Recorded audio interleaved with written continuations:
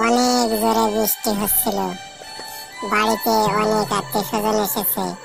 বাড়িতে চাল ডাল তেমন ছিল না, তাই বাধ্য হয়ে আমার দোকানে যেতে হলো। ভাবলাম কোন দোকানে যাই, আমার অনেকগুলো দোকানেই বাকি আছে। যেতে একটু একটু লজ্জা করছে, কিন্তু তবু আমার যেতে হবে। তেমন একটা কাজ কাম করতে পারছি না, হাতে টাকা পয়সা নেই। তাই আমি রঘু চাচার দোকানে গেলাম। রঘু চাচা একজন ভালো ব্যবসায়ী। রঘু চাচার দোকানে আমি যেতে দেখলাম রঘু চাচার দোকানের সামনে দাঁড়িয়ে রয়ে আছে, আর পিছনে একটি ছেলে বই পড়ছিল। আমি বললাম, রঘু চাচা, আমাকে 5 কেজি চাল আর 1 কেজি ডাল আর কিছু দিন। না না না, তোর এসব পিছনে দিতে পারবো না। তোর কাছে 2000 টাকা বাকি, আগে ওই টাকাগুলো দে। তুই বহুদিন ধরে টাকা দিচ্ছিস না, টাকা চালি তুই দিস নি, বাকি টাকা পরিশোধ করিস নি। তোরা আমি বাকি দিতে পারবো না।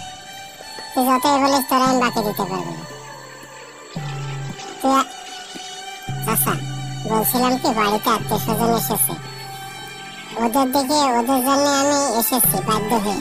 আমি আপনার টাকা দিয়ে দেবো, আপনি আমার এগুলো দেন। না তোরা আমি বাকি দিতে পারবো না। তুই আগেতেই বাকি টাকাগুলো দে। তোর কাছে আমি 2000 টাকা পাই, টাকা দিচ্ছিস না। কতদিন ধরে তোর কাছে আমি টাকা পাই, তুই টাকা দিস না কেন? যা তুই যা, তোর কোনো বাকি হবে না, যা এখান থেকে যা। শুধু শুধু বাকি চাই প্রতিদিন।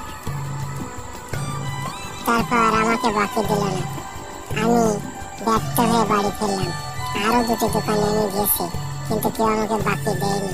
আমি একটা কাজ করবো, কিন্তু আমি কাজ খুঁজে পাচ্ছি না। আমাকে কে কাজ দেবে? কোথাও কোনো কাজের সন্ধান পাচ্ছি না, তা না হলে কাজ করতাম। কাজের কোনো সন্ধান